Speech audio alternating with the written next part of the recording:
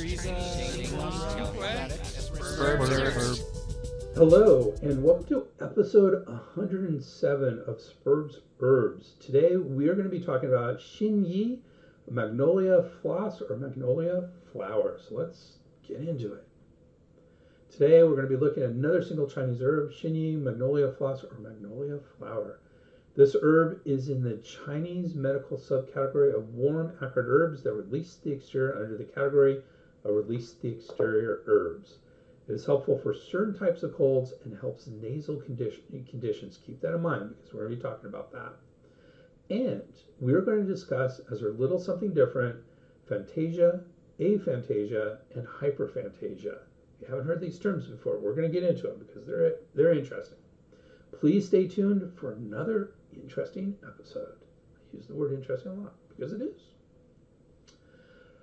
Before we do that, I just want you to remind you that we have an amazing special for our courses going on right now.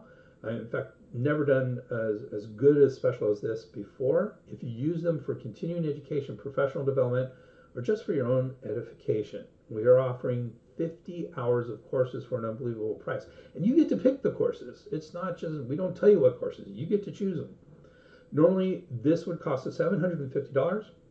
However, with special code 50CEUS, 50 CEUs, this is only going to be $325, so less than half the price. Plus, you can get a free signed copy of one of my books. Just pay for shipping and handling. That's up to $70 free. That is a free copy of Integrative Pharmacology, combining modern pharmacology with integrative medicine, or playing the game, a step-by-step approach to accepting insurance as an acupuncturist. Just go to the webpage www.integrativemedicinecouncil.org/CEUS1. That's Integrative Medicine Council and that's council COUNCIL.org/CEUS1. Hope to see you there. All right, so let's get into our little something different today. So it took me over 50 years of life to figure something out. When I was in my late teens, I was very interested in neurolinguistic programming and learned about how people processed information, specifically as auditory, visual, and kinesthetic dominant processors. As an educator, we learned about different ways of learning, including auditory, visual, and kinesthetic learners. So all that, my mind kind of thinks in those terms to a certain extent. And these have turned out, with further research, to be simplistic. For example, some people need to translate these things into other aspects. So they might take in information visually, but they may translate it into auditory, and that's what they remember, which is kind of how I work to a certain extent. So it can be quite complicated, and there's other aspects too that can play a role. After a lot of schooling, I figured out I learned best by reading and remembering my voice in my head. So technically, I'm an auditory learner, but only my voice. So I needed to read, so visual, translate that into auditory. That's how I learned best. In other words, I needed to translate from the visual into my own auditory to learn. Lectures were fine, but not a great way for me to learn. Just listening to someone else was not ideal. Usually what I had to do to maximize my learning from lectures is take notes and then read those notes back to myself. Then I could learn well, which I was not great. I was never a great note taker, and I was never great at going back over my notes. But when I did, I learned a lot from lectures, and they were fine. I still learned from lectures even if I didn't do the ideal.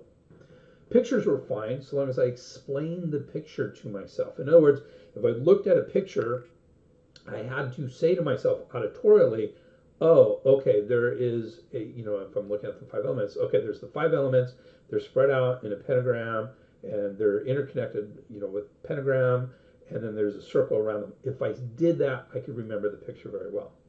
But reading was best. If I could read, then I heard my voice in my head, and I remembered what I read. I interpreted this initially as my being a visual learner needing to translate it into the auditory. Now I think I am a strongly auditory learner and best with my internal voice. So that's where I've landed. However, I am definitely not a visual learner, and we're going to see why in just a second. While I'm good at analyzing and translating visual images, it dawned on me late in life that I do not remember images in my head. Let me reiterate that. I do not remember visual images. That's not entirely true. I can roughly remember images in black and white and maybe a little gray, but no color at all. They're not vibrant, they're not strong, and I cannot create any images in my head. If you ask me to picture a sunset over a lake, I can describe it to you and myself, but I'm not really picturing it. I've seen enough of the components to know what it should look like. In my head, I'm talking to myself. The sun is going to be sinking into the beach as it reflects off the lake water, which is pretty placid because it is lake. There may be a small boat with people fishing, or maybe a motorboat with people water skiing, and therefore not that, the lake won't be that placid. And the sun is probably pretty orange red. Depending on how hot or polluted the air is, the sun may be shimmering. I know all these things because I've seen them and I've put them in my memory, but when I'm describing this, I have no picture in my head. There are no pictures at all. So what does this mean in real life? I'm not great with faces. Not horrible, just not great. I'm very good with voices and placing them. Like if I hear an actor's voice, I will know that actor much better than if I see them, in other words. I do not use images as often as I should in my presentations, and that's something I get dinged on occasionally. I just got dinged on that a week or two ago. I'm trying to do better, but I just don't. I tend to be more factual than abstract, though I definitely do think outside of the box, maybe because I'm not restricted by any images in my head, maybe? I don't know. My memory is excellent when it comes to lots of things, but not everything. I'm a good writer because I think in terms of the written word, though I'm probably not great at writing created visual images. So my favorite genre is sci-fi. I'm probably not great at writing sci-fi. Maybe someday I'll find out. So why am I going on about all of this? It seems very personal. Because a few years ago, which was a few years after I figured out what was going on inside my brain, I found out there's a name for this called aphantasia.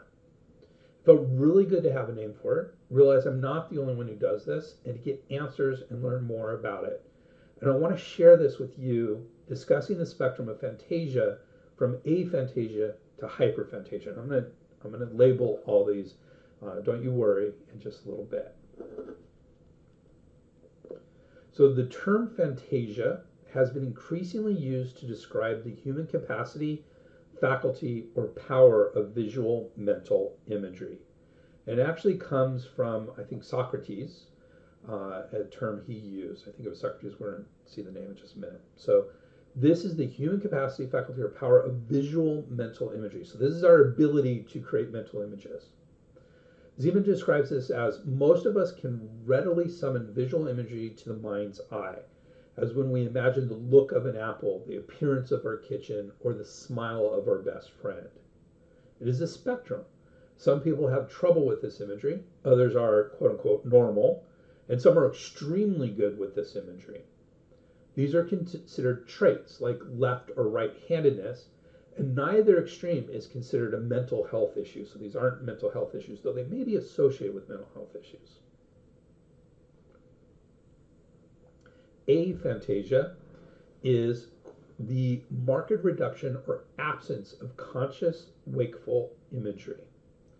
According to Bayer, we know this can be congenital or acquired. It can affect other sensory modalities. So any of our sensory modalities, you can have this. There may be a genetic component, as it does seem to run in families. Dreams do not seem to be affected. In other words, our dreams are just as visual. Mine are quite visual. Individuals with aphantasia tend towards scientific and technical fields. And the prevalence depends on the source, with some saying 1 to 3%. That's probably the most common one, common quote that I've seen, though I've seen 2 to 4%, and a Bayer saying 1% with 2 to 6% with dim and vague imagery. So aphantasia is basically the inability to create these visual images in your head. Aphantasia's experience is likely linked to specific disruptions in neural connectivity rather than merely diminished activity. highlighting significant roles for the connections between frontoparietal and visual networks. In other words, there's some wiring in the brain that's not doing what it's supposed to be doing. Notably, alterations in the connectivity of the fusiform imagery node, FIN, which plays a crucial role in visual processing, could be a key factor contributing to the phenomenon. There appears to be reduced autobiographical memory and challenges in facial recognition. So again, we already mentioned the facial recognition. I do think, unless there's strong emotions attached, I do have a reduced autobiographical memory. There may be a link between autism and aphantasia. There's much higher prevalence of aphantasia in autistic patients, and aphantastics, the people with aphantasia, may have some typical autistic traits. The connections are complex and not fully delineated. So this doesn't mean that if you have aphantasia, you're more likely to be autistic. It's the other way around. If you're autistic, you're more likely to have some aphantasia traits. And some of the aspects of the signs and symptoms of aphantasia, those terms aren't really good, it may look like autism, but there isn't any clear back and forth between these at this point. Rob asks, so aphantasia is also in connection with kinesthetics and olfactorics. Yes, they can be. And again, we're still, this term was first coined in 2015, so we're less than 10 years after coining of this term. So there's a lot of research happening, so there's a lot more for us to get to know. But yes, it does seem like it does affect the other sensory modes as well. So yeah, Ralph, I would agree with you, absolutely. Aphantastics have intact spatial imagery, and it may affect future thinking by reducing future event visualization. So I can't picture myself in something in the future. It appears to protect against emotional disorders related to negative imagery such as PTSD and maybe depression, things along those lines. In general, aphantastics are able to adjust to any deficiencies and are able to navigate their lives with little, if any, handicap. There's still a lot to explore with aphantasia, subtypes and individual variants, genetics, neurophysiology, impacts on mental health, the relationships with autism, and impacts on life, learning, emotions, etc. I gotta say, for me personally, when I discovered this, I actually thought, and this is before I knew the term, I'm thinking this is part of my superpower, actually. The idea that I have a really good memory for certain things, really good, like I know much better than the people around me. And I think it's because I'm not, again, this may be in terms of computers, like in computers, having visual memory takes a lot more space than just memory of words. And so I felt like I'm able to remember my words a lot more because I'm not using so much visual memory in my brain. I do not know if that's correct. I don't know, but that's sort of my feeling, like this is why it's good for me personally. So anyways. And that brings us to hyperphantasia. So hyperphantasia is defined as visual imagery as vivid as real seeing. So if aphantasia is the lack of visual imagery, hyperphantasia is like over visual imagery. A buyer says the prevalence of hyperphantasia is approximately 3% of the population. I actually, one of the statistics I said is it might actually be up to 15% of the population. So I think hyperphantasia is far more common than aphantasia. It can also affect other sensory modalities as well. Individuals with hyperphantasia are often occupied in creative professions. There may be a link between hyperphantastics and synesthetics. Synesthesia, I was fascinated with synesthesia when I first heard about this condition. Synesthesia is the tendency to experience involuntary secondary sensory experiences such as seeing colors when hearing sounds. So this is like people who eat ice cream and says, ooh, that tastes like orange.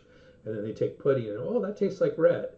That would be a synesthetic sort of thing. If you watch a lot of Big Bang Theory, he often will, on a few occasions, he will have some synesthetic sort of comments. So studies have shown differences in brain connectivity with hyperphantasia. We do not know how to support hyperphantastics with education, professions, and personal development, nor do we understand the effects on the emotions and psychology. It could be because they visualize things so intently that they may be more susceptible to certain kinds of mental health conditions, which I think goes along with some of the popular thoughts of certain artists, and that. So it's kind of interesting, but those haven't been proven yet. But it would be interesting to see those. We're also exploring whether or if there's a connection between hyperphantasia and eidetic memory. So eidetic memory is photographic memory. So there you go. So that's an interesting connection as well. So Zeman says, are aphantasia and hyperphantasia best regarded as disorders or as examples of neurodiversity, non-pathological individual differences in cognition, personality, and behavior? Question mark. A recent study concluded that aphantasia does not affect activities of daily living or mental well-being to the degree that justifies classification as a mental disorder. Both aphantasia and hyperphantasia are likely to have their advantages and disadvantages, just like a lot of other traits would.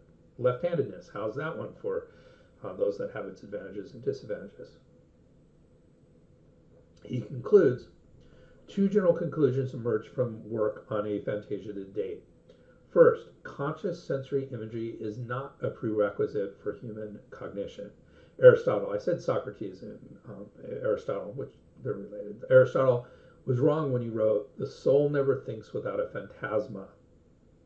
In other words, a vision. Second, creative achievements among people with aphantasia indicate that sensory imagery is not a prerequisite for creative imagination, the richer capacity to represent, reshape, and reconceive things in their absence. I don't think I have any creative deficits. I consider myself quite a creative individual, but just in a different way than a lot of other people. So there you have it. Aphantasia and hyperphantasia, two recent and fascinating human traits. That was a lot, and without further ado, let's discuss today's herb.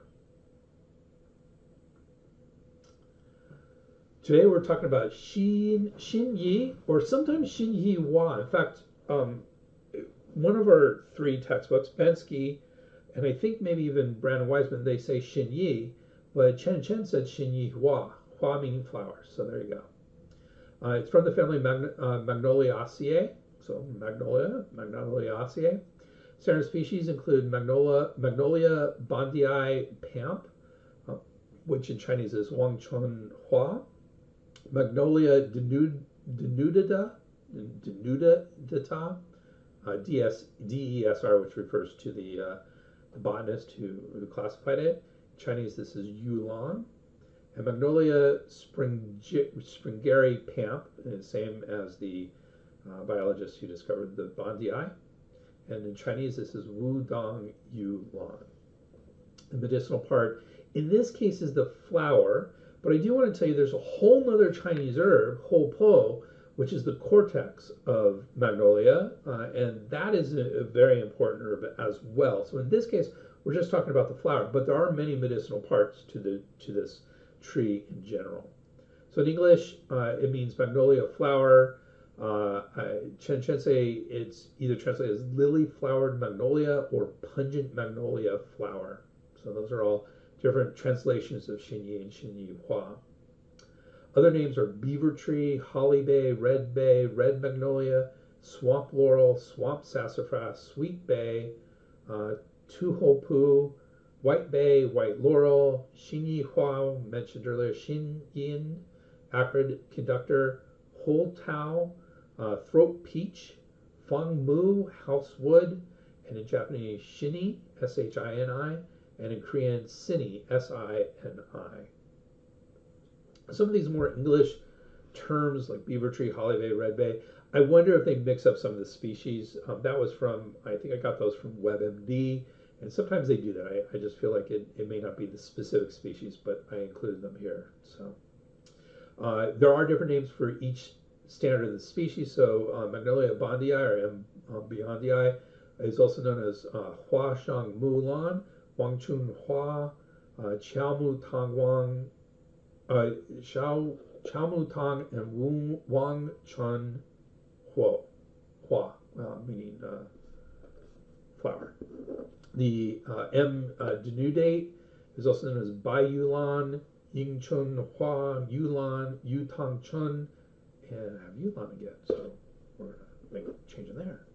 And then M. Sprengeri is known as Hu Bei Mu Lan, Wu Dong Yulan, and Ying Chun Shu. Again, I apologize for my Chinese pronunciations, but I keep with it.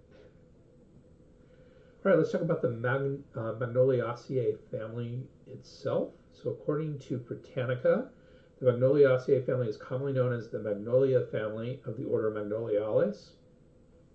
It includes 2 genera and approximately 250 species of shrubs and fragrant flowering trees. So it's a smallish family. Most species in this family have simple leaves and an elongated cone-like floral axis with flowers that have 6 tepals, and sepals and tepals are sepals and petals that are not distinctly different. Many spirally arranged stamens, and 1, 2, or many carpels. Carpels are female reproductive structures. The seeds of many species hang by threads from the cone-like fruits. So that's the family, Magnoliaceae.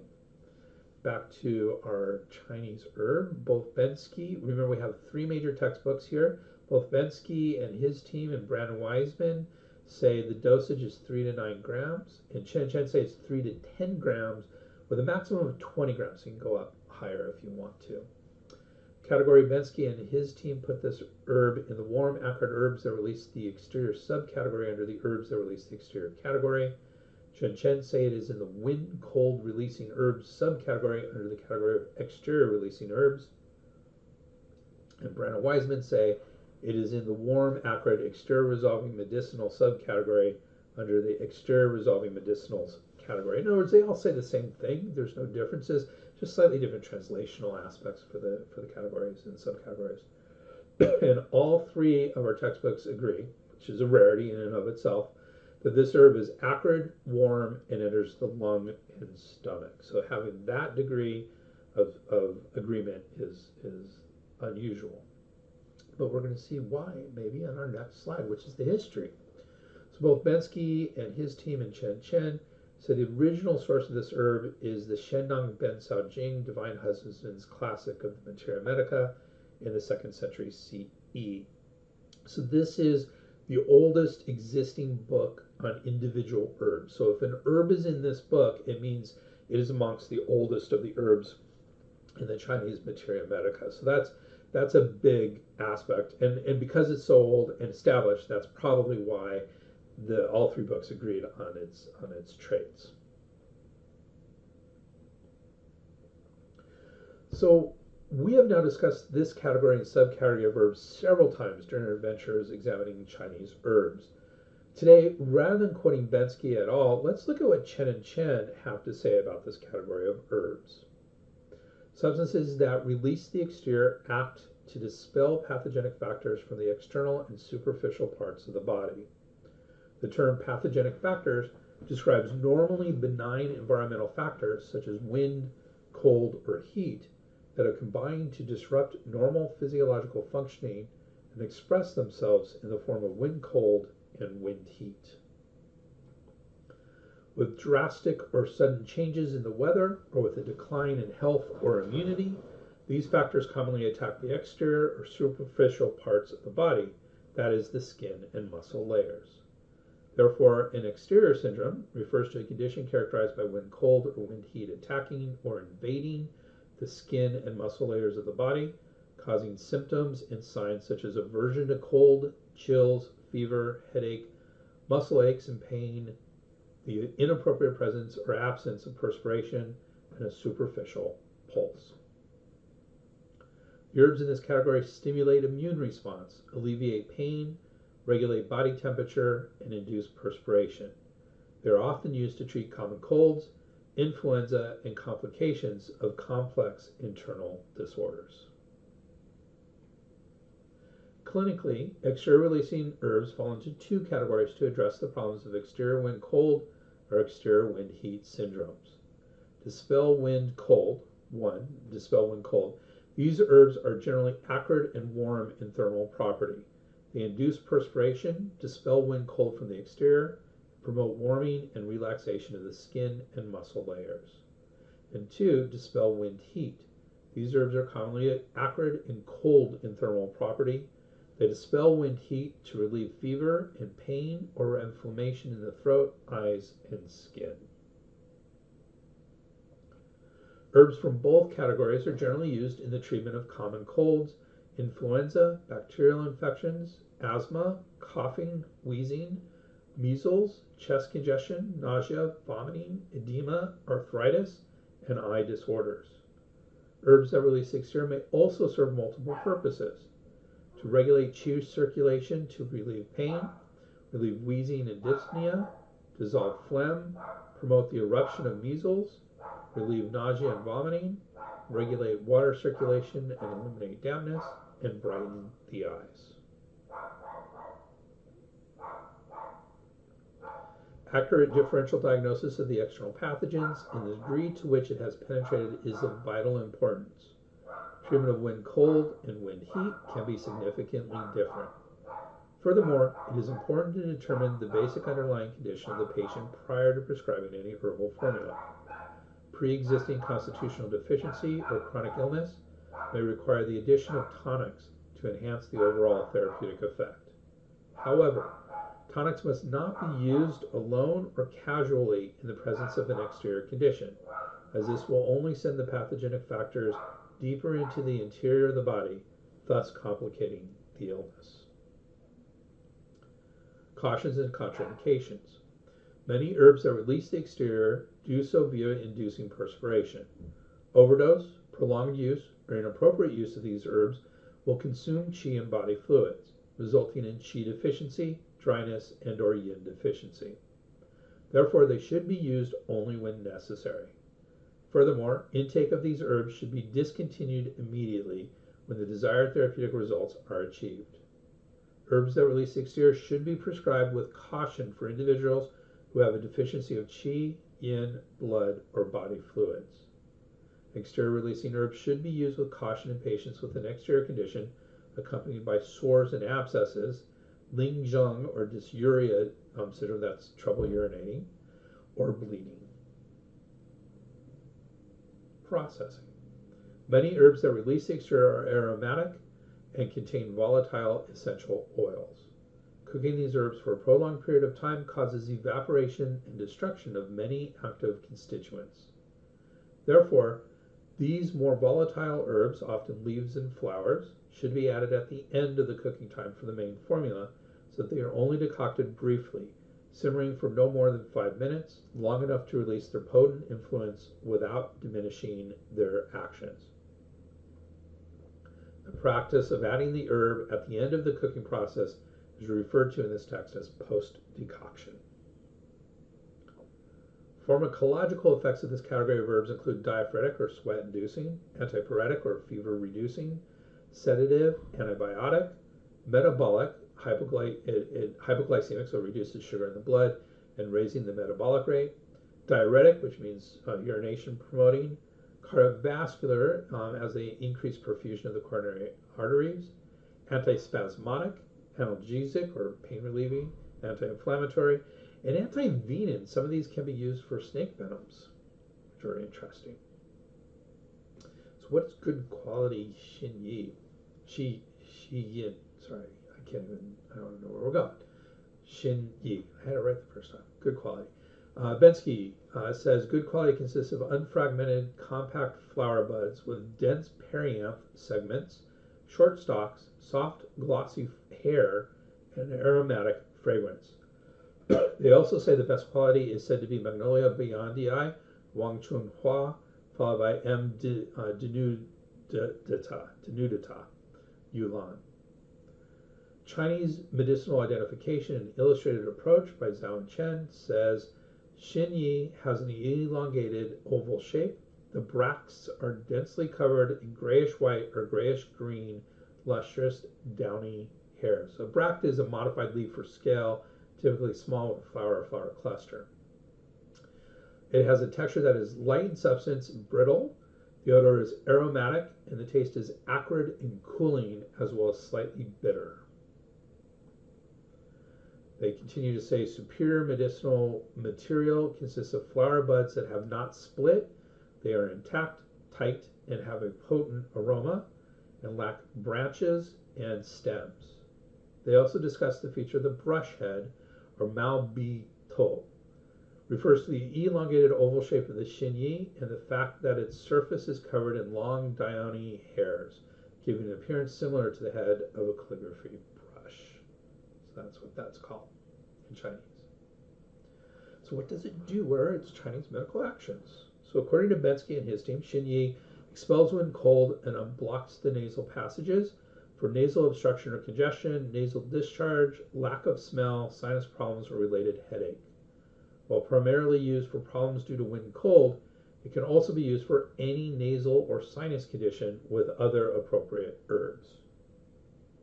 So we're really starting to see why this herb is used in Chinese medicine. It's mostly about the nasal passages. Chinese medicinal identification illustrated approach says it disperses when cold and opens the nose. Chen say it dispels when cold. Nasal obstruction due to wind cold. Xīn Yí Flos Magnolia has a rather mild function of dispelling exterior wind cold. It is most effective for opening nasal obstruction and draining nasal discharge caused by wind cold. Nasal obstruction and clear nasal discharge from wind cold, and wind cold attacking the lung and stomach with continuous, clear, watery nasal discharge. That's all under dispels when cold.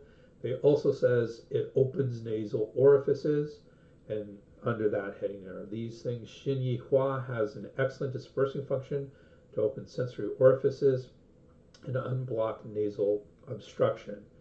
Sinusitis and rhinitis with loss of smell, sinusitis or rhinitis due to cold, chronic sinusitis or rhinitis caused by damp heat, sinusitis or rhinitis caused by heat, and sinusitis or rhinitis with lung heat. So there you go. Those are all actions according to Chen and Chen. Brandon Wiseman say it disperses when cold, frees the nasal orifices, and treats wind heat patterns, which is interesting. Well, no, it's interesting. It disperses when cold, but it can treat wind heat patterns as well. The Divine Farmer's Materia Medica says Xin Yi Flos Magnolia Flora, which is not one of the, I think that's an older species name for this, is acrid and warm. It mainly treats cold and heat of the five viscera and generalized cold and heat, head wind, pain in the brain, and black patches on the face. Protracted taking may precipitate the qi, make the body light and the eyes bright, increase longevity, and slow aging. It is considered a superior herb, according to Divine Farmers. The Shenyang Bensao Jing, the Divine Farmers Materia Medica, will classify herbs in superior, middle class, or inferior class. This is a superior class, which means it can be taken more often without detriment. Preparations. Bensky and his team describe a single preparation: dry fried magnolia or chow Xin Yi. Dry frying over a low flame can remove the hairs which readily irritate the throat while retaining the original effect of the unprepared herb. This ancient preparation has generally fallen into disuse, but is still useful. Western uses. The three species of Xin Yi generally grow in China and are therefore primarily Chinese herbs. The PDR for herbal medicines does have an entry on different species of magnolia and discusses the use of its bark, leaves, stem, and roots as an herb for treating digestive disorders. Interestingly, it has a note saying it is rarely used except for in quote-unquote oriental medicine. Magnolia glauca, the species discussed here, is also listed at WebMD and may be an alternative species. I think it may be an alternative species, or it's probably just a different species name, an older species name for this that hasn't been changed. So, because when you look at the functions of these, it really matches up with what we're doing. So I think we're okay. And as we say, it does have an entry on WebMD, and it basically says it's a Chinese herb. So again, not a lot of Western uses for this herb. let's talk about Xin Yi commentary. So Bensky et al., as usual, has an excellent commentary on this herb. Light in nature, but not very good at releasing the exterior, Xin Yi Hua unblocks the nasal orifice through its ability to enter the lung channel and expel pathogenic wind. By also entering the stomach channel, it can lead the clear yang qi in the stomach upward to reach the head and brain and thereby stop headache. For wind heat type nasal obstruction, this herb should be combined with cooling herbs such as Scutellaria radix huangqin, Morifolium Shangye, and Mentha haplocalysis herba boha. That's field mint, one of my favorite herbs. Seeking accuracy in the Materia Medica, the Ben Sao Qiu Jian, written in 1773, elaborates on the effects of this herb. Specifically enters the lungs, acrid and warm with floating qi. Its effect is concentrated on entering the lungs and releasing wind heat. The reason for this is that a person's nasal breathing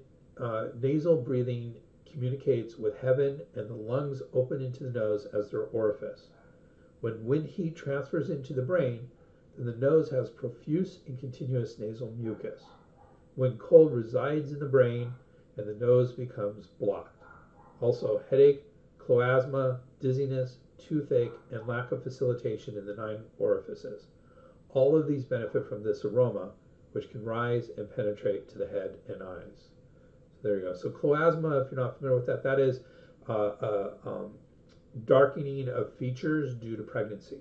So interesting, that darkening of features we've heard a couple times. The Grand Materia Medica, or the Ben Sao Gong Mu, observes, written in 1593, observes, enters the arm greater yin and leg yang brightness channels. That basically means the lung and the stomach. The breath from the nose communicates with heaven. Heaven is the head and the lungs. The lungs open into the nose, and the yang brightness channel circles the nose and travels upward. The brain is the palace of the primal spirit, and the nose is the orifice of the gate of vitality. When a person's middle qi is insufficient, clear yang cannot rise, and thus the head empties and the 9 orifices are blocked. The acrid warmth of Xin Yi Hua mobilizes the qi and enters the lungs. Its structure is light and floating and can assist the clear yang of the stomach rise up to mobilize and unblock heaven. This is why it can warm the middle and treat diseases of the head, eyes, and nasal orifices. Since the time of the Inner Classic, that's the Huangdi Neijing, the Inner Classic of the Yellow Emperor, again, probably written a couple hundred years before, a couple hundred years BCE. Only Li Gao of Dong Yuan alone has been able to reach this understanding. There you go. This is one of the essential herbs in the treatment of nasal and sinus conditions. In addition, most Materia Medica texts record that it can be used externally in a facial cream for a cloasma. That cloasma is irregular brownish or blackish spots, especially on the face, that occur during pregnancy. So there you go. Comparisons. Neither Bensky and his team or Chen Chen compare this herb with others, which is unusual. And I think it's because it's used for nasal stuff, and that's pretty much it. It's used in most nasal stuff. Sangerdza and this herb are both very nasal herbs. Combinations. So Bensky and his team discuss 2 combinations of this herb with others. With the Sari Herba Shixin, which we talked about in our last episode, both are acrid, warm, exterior-releasing herbs which disperse pathogens and unblock the orifices. Xin Yi Hua mobilizes the qi, enters the lungs, and helps the yang to rise up to the head and face and expel pathogenic wind. Its orifice unblocking action is outstanding, which makes it important in the treatment of nasal diseases. Sari Herba Shixin has a powerful aroma and a harsh flavor, which nonetheless is clear rather than turbid, spreading and unblocking the yang qi of the whole body, disseminating and draining constraint and stagnation, as well as unblocking the orifices. The yang unblocking action of Xin Yi is not as strong as the Sari Erba Xixin, while Sari Erba Xixin is not as strong as Xin Yi at unblocking the nasal orifice. Together, there is a synergistic increase in their ability to disperse, unblock, and dredge. This pair is also effective for lifting and spreading the clear qi while unblocking the nasal orifice. It can be used for headache and sinus distension, nasal congestion, and thick nasal discharge, but because the combination is quite warm, is best used in cases involving cold. If accompanied by cooling herbs, this pair can also be used for hot type sinus disorders. And now with xanthe, fructus, or sangurza, which I mentioned also just a minute ago as a really important nasal herb. So the combination of these two. Both herbs are acrid, bitter, and warm and enter the lungs. Xin Yi is effective at dispelling wind and unblocking the nose. Xanthe, fructus, sangurza also disperses wind while eliminating dampness as it disseminates the lung qi and unblocks the lung orifice, the nose. Together they act synergistically to strongly unblock the nasal passages. This effect is so strong that they're often used regardless of whether the problem is due to heat or cold. Contents. According to Bensky and his team, the contents of this herb include many volatile oils, lignanes, alkaloids, and biondanin A, denudadatin B, and fargisone A, B, and C. So again, whenever there's a constituent that has the name of the species in it, then that's probably a very exclusive. It's probably primarily there, or at least initially there. So it's important there. And that's remember the primary species is Magnolia beyondii, and so here is beyondinin, and then the second most important species is Magnolia denudata, and here is denudatin B as a constituent. So those are probably important. Chen discussed similar constituents. Essential oils, they call them essential oils as opposed to volatile oils, 2.68 to 5%. That's a lot, actually, when we're talking about aromatic oils, essential oils and volatile oils. And they list camphor, 1,8, cineol, beta-pinene, saponine, myrcene. It has lignans, which we already mentioned, and it also has pinoresinol bimethyl ether, lirioresinol, there we go, lirioresinol bimethyl ether, magnolin, fergesin, sesamin, eudesmin, D-cochlorurine, D-reticulene, eucerin, and rutin. I gotta say, when I was, should I put these in or not? And I'm like, I'm gonna make myself trip up on these, so I put them in. So, yeah. Ralph says, does it not make nasal inflammation stronger, so can use in these cases? Yes, you can absolutely use it in the cases. It does not. It actually helps nasal inflammation, absolutely. Okay, the science here. According to Chen, the pharmacological effects of Xin Yi includes effects on the nasal mucosa and being antihypertensive, analgesic, uterine stimulant, and antibiotic. They also discuss a couple of clinical studies looking at sinusitis with positive results. One study of 46 patients using a formula containing Xin Yi, again, smallish. We like to say at least 30 to 40 patients before we can start applying population statistics to a study. So 46 patients, just above that threshold, so small. Two studies looking at sinusitis and rhinitis. So sinusitis is inflammation of the sinuses, rhinitis is inflammation of the nose. One had 120 patients who were all given Xin Yi, and those with wind cold were also given Huoxiang or Herba agastache, and those with wind heat were given Huai Hua or Flos Sephora. So there you go. I like that it made a distinction between wind heat and wind cold. 120 patients is interesting. But here's the other one. The other had 2,450 patients. So this is a good size study.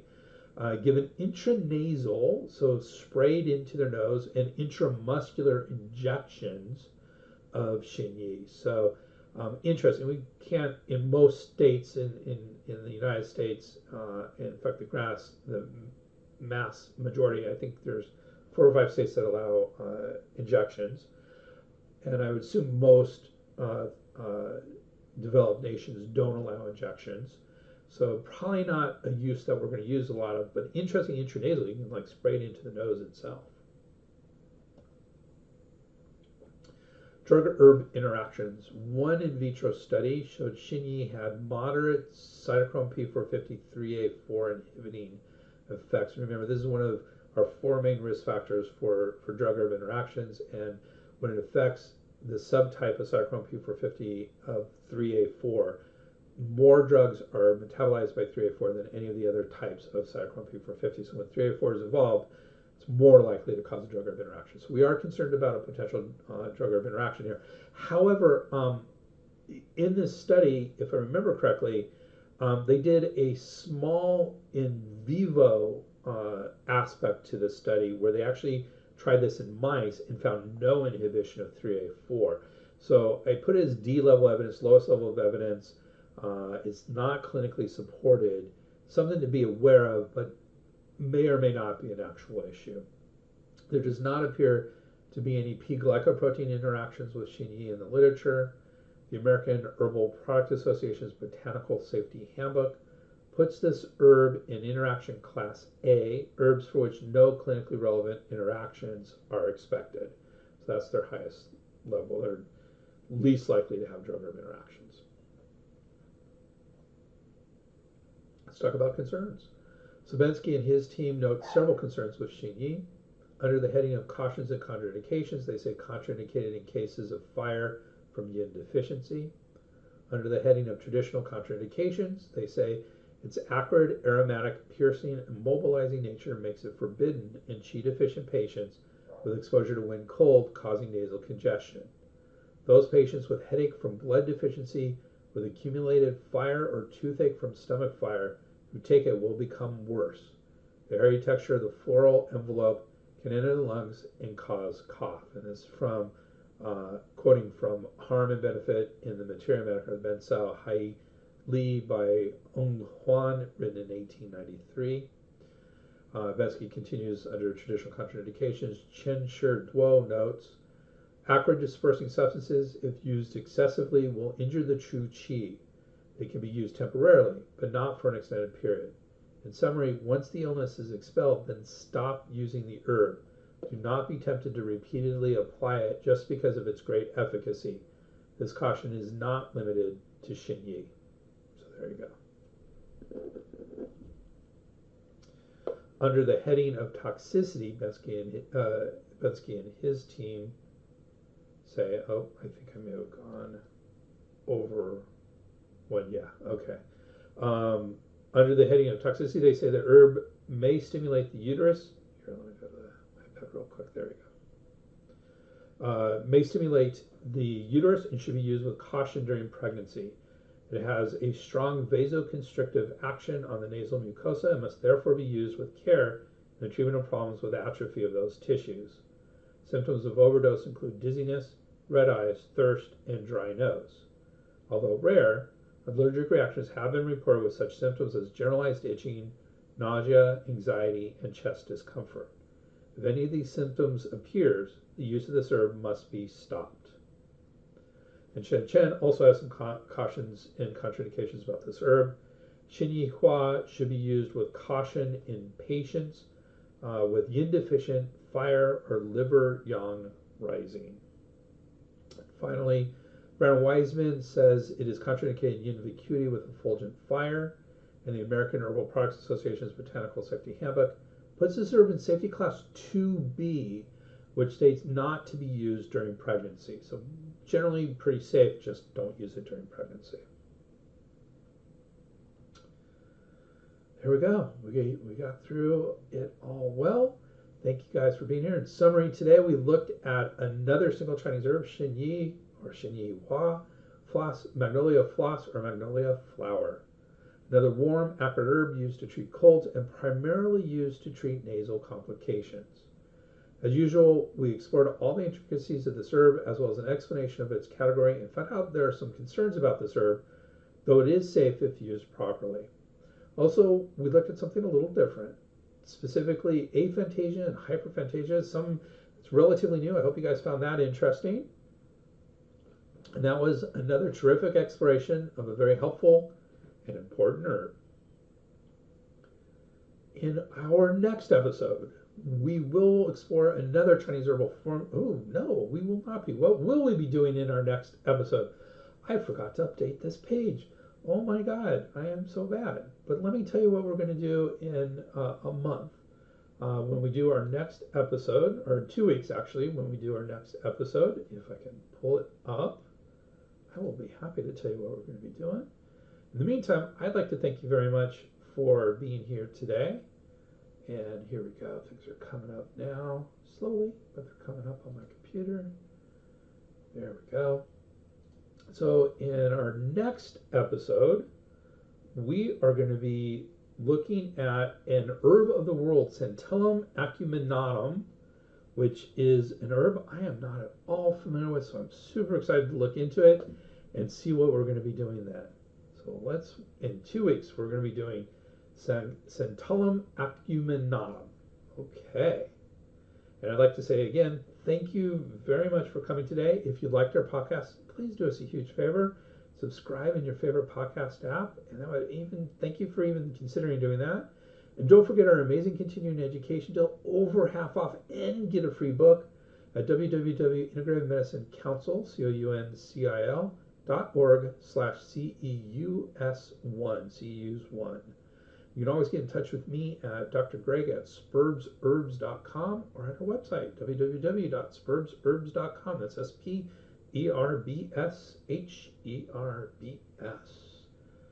And as usual, we have quite the bibliography. Thank you very much. Appreciate it.